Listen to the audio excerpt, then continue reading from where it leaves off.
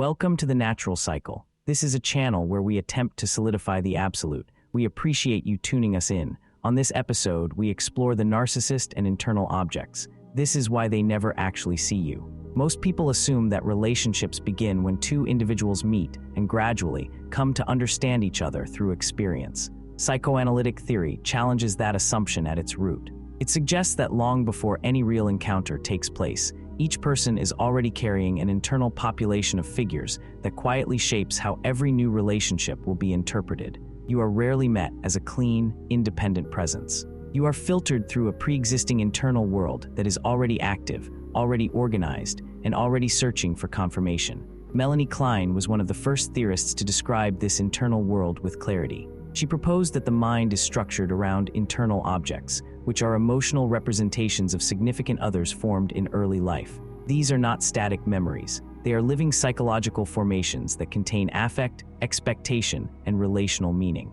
They are experienced internally as if they are still active relationships, even when the external people involved are no longer present or have long changed. Klein's central contribution was her observation that early mental life is fundamentally split. The infant does not begin with a unified perception of others. Instead, experience is organized into extremes. A caregiver is either experienced as entirely good, soothing, and sustaining, or entirely frustrating, absent, and threatening. This is what she called splitting. It is not a conscious decision. It is a structural limitation of early emotional organization. In healthy development, this split begins to soften over time. The mind gradually acquires the capacity to hold contradiction without collapsing into extremes. The same person can be understood as both caring and imperfect, both reliable and fallible. Klein described this shift as movement into what she called the depressive position, where ambivalence becomes tolerable and the internal world becomes more integrated. But when this integration is compromised, splitting does not resolve. It becomes a persistent organizing principle. Internal objects remain polarized. One set is idealized, associated with safety, admiration, and emotional regulation. Another set is persecutory, associated with shame, rejection, and threat. These internal configurations do not remain passive. They actively organize perception and shape how external reality is interpreted. Otto Kernberg extended this model into a broader theory of personality organization. He emphasized that in more severe personality structures, splitting is not a temporary developmental phase, but a continuing defense against psychic conflict. When integration fails, the mind oscillates between incompatible representations of the same person. This produces unstable relationships because perception is not anchored in continuity, but in shifting internal states. Within this framework, narcissistic personality organization can be understood as a structure in which internal object relations remain fragmented and unintegrated. The internal world is not a coherent network of relationships. It is a divided system of incompatible emotional representations that cannot be held together without triggering anxiety or instability. This is where the distortion in relationships begins. When the narcissist encounters another person, the meeting does not occur in a psychological vacuum. The external individual is immediately processed through the lens of these internal objects. There is no neutral perception stage. There is only rapid, unconscious matching. The external person is assigned to an internal position that already exists within the narcissist's relational system. At the beginning of this process, idealization often dominates. The external person becomes fused with an idealized internal object. They are experienced as uniquely significant, emotionally perfect, or exceptionally regulating. This intensity can feel profound to both participants, but its origin is not purely relational. It is structural. The external person is not being discovered. They are being aligned with an internal configuration that was already waiting for them. Winnicott's theory helps clarify why this stage feels so stabilizing.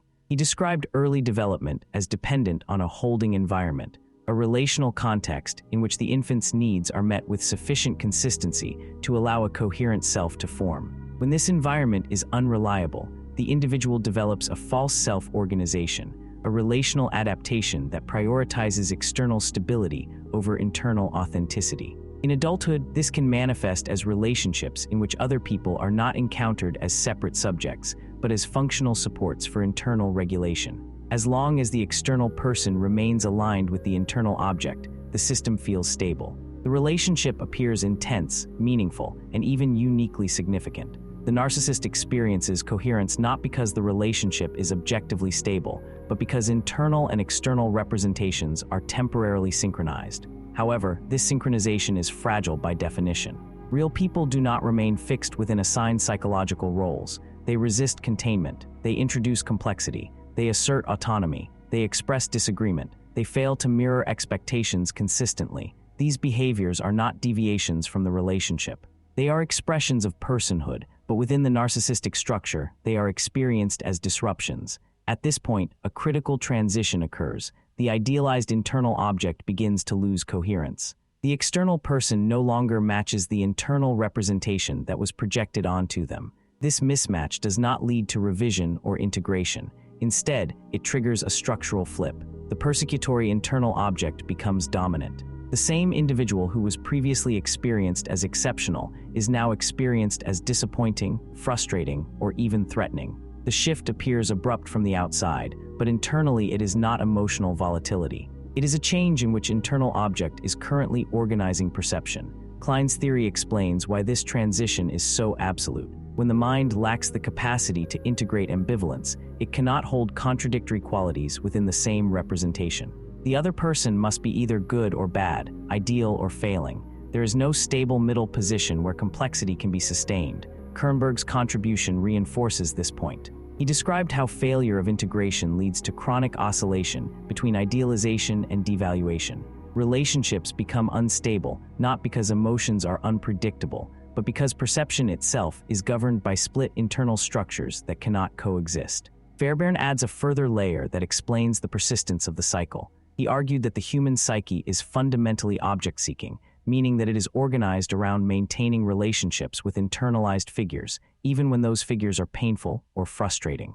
From this perspective, the mind does not easily tolerate absence of object relations. Even a negative internal object is preferable to no object at all. This creates a structural tendency to replace rather than resolve. When one external relationship collapses, another is quickly recruited to occupy the same internal position. This is why the cycle repeats. Different people enter the system, but the internal architecture does not change. One person becomes the idealized object.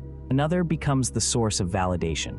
Another becomes the recipient of frustration or rejection. When one relationship can no longer sustain its assigned function, another is introduced to restore temporary stability. Winnicott's framework helps explain why replacement is experienced as necessary rather than optional. When internal cohesion is fragile, external relationships are used to regulate emotional equilibrium. They function as stabilizing supports for an internal world that cannot reliably hold itself together. When a support fails, it is not integrated or restructured. It is replaced. From this perspective, narcissistic relationships are not primarily about intentional control or conscious manipulation. They are expressions of an internal system attempting to maintain stability in the face of fragmentation. External people are drawn into positions defined by internal objects that predate them.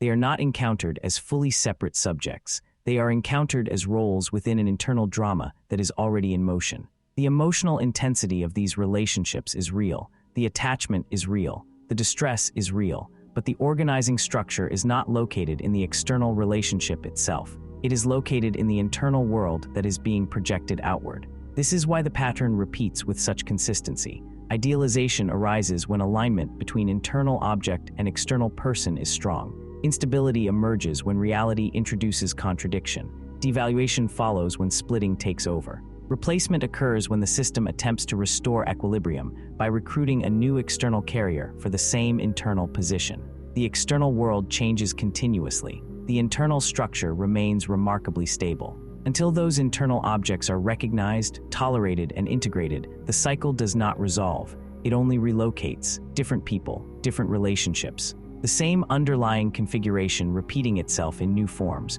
driven by an internal world that is still organizing experience through split and unintegrated objects. And so the most important point remains the simplest. The narcissist is not primarily responding to the person in front of them. They are responding to an internal world that was formed long before that person arrived. The relationship is not the origin of the pattern. It is the stage upon which the pattern becomes visible. Thank you for watching The Natural Cycle. Please hit the thumbs up, share, like, and subscribe. Until next time, enjoy.